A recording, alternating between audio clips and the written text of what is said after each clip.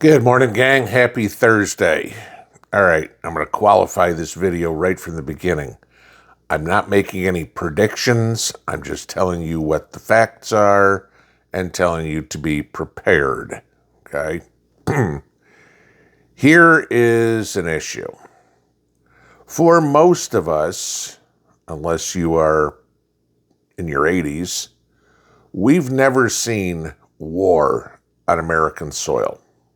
I mean, if you really think about it, the only attack on American soil has been Pearl Harbor.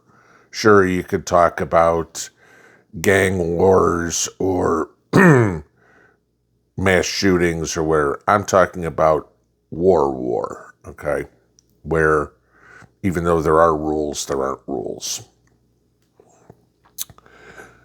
We are in a situation now where in a couple of weeks, we could feasibly be involved in a war that could quickly bleed onto U.S. soil. And I'll give you why. We can start with Venezuela. Okay.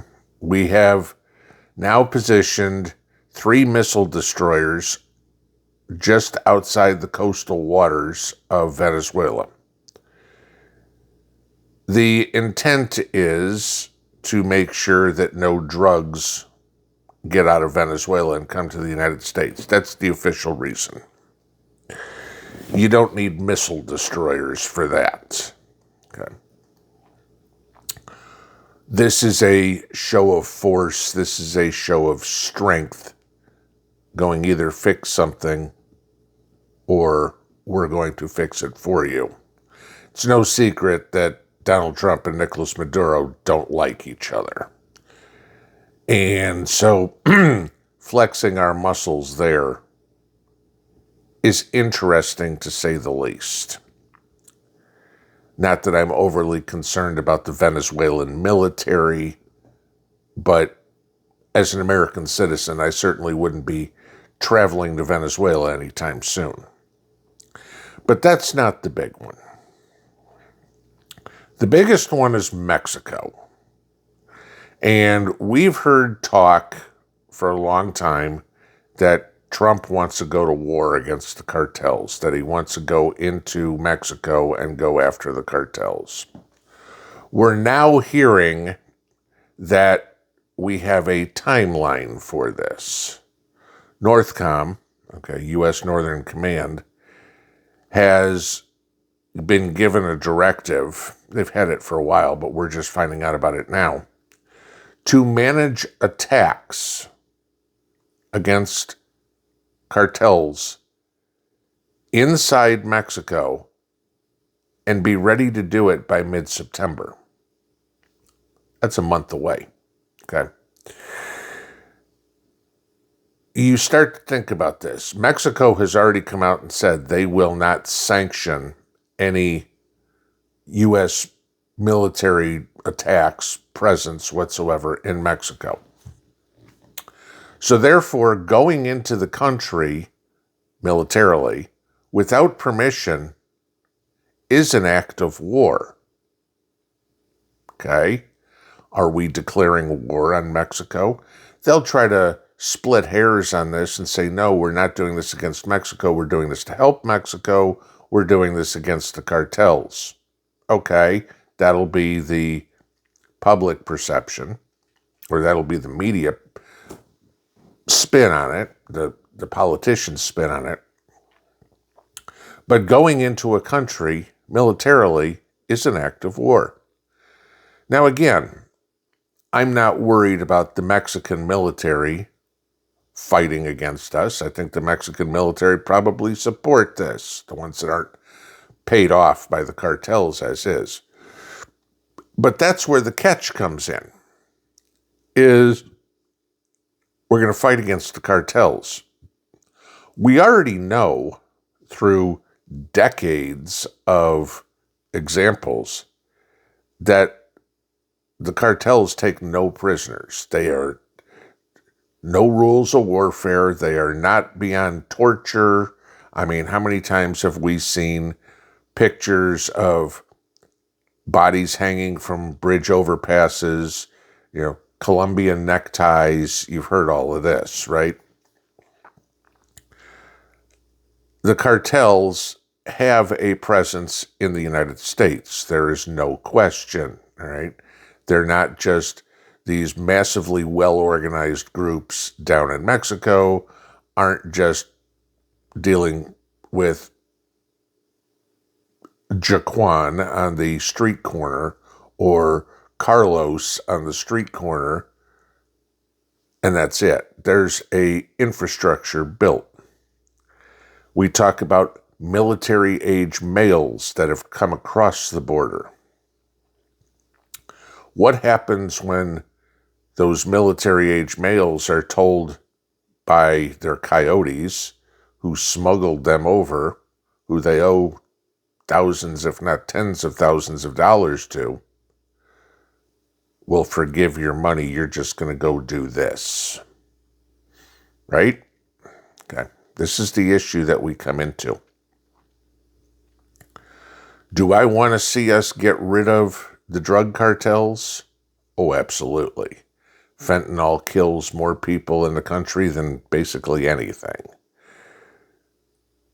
You have a destruction of people by all sorts of drugs, whether it's fentanyl or meth or coke or whatever, all right? It destroys people's lives. Nobody can tell me that it's improved anybody's, other than maybe the cartels, okay? Because they're getting rich off of this. Something has to be done. We've had a war on drugs since Nancy Reagan's Just Say No campaign, all right? And we aren't getting anywhere. Why the Mexican government isn't supporting this, there's only one obvious solution. They're still paid off by the cartels, and they, just like every other politician, they don't want to kill the golden goose. No different than Lindsey Graham wants the war to keep going in Ukraine. He's getting shitloads of money. Claudia Sheinbaum and her whole government is getting tons of money from the cartels. That's just the way crooked politicians work. And I'm sorry, there are very few that aren't crooked. I mean, one example's, I don't know, Adam Schiff is under investigation. Letitia James is under investigation. You just found out one of the Federal Reserve board members is under investigation for mortgage fraud. Okay, I told you yesterday about the woman who was the AG who thought she was above the law. This is what you get when you are in people that think they have influence. But the question comes in more is, what are going to be the acceptable losses, the collateral damage, the civilians that are going to be hurt, killed, displaced, inconvenienced, whatever.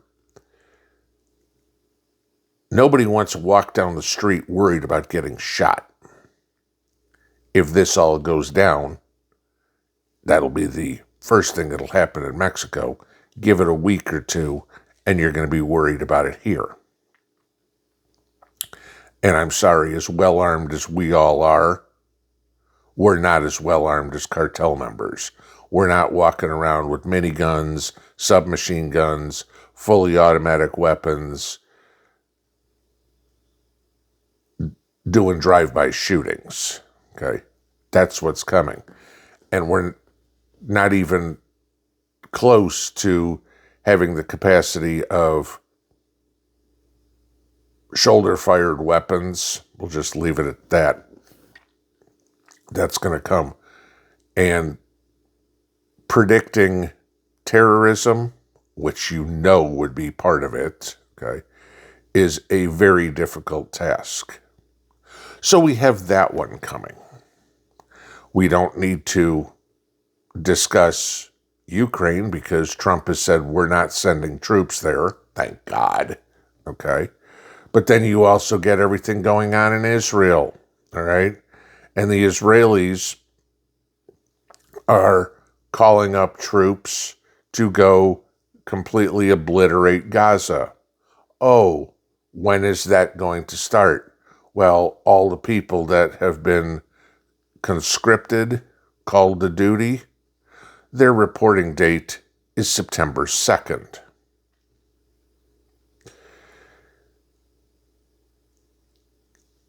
How many people will say we're in a fourth turning? They will refer to a lot of the events going on as biblical. Okay. I don't know. I mean, the calendar we use isn't exactly referenced in the Bible, but we could be there. Again, I'm not making predictions. I'm just telling you what's going on. But a whole lot of stuff is fixing to go down next month. Whether it be Venezuela, whether it be Mexico, whether it be Israel, throw a ball in the air, figure out what's going on with Ukraine. Still have no clue about China, Taiwan. Is it me, or we keep hearing about all these peace deals, yet it just seems like the wars are moving somewhere else? And funny how they start seeming to be moving closer to you and me. Be ready. Pinball out.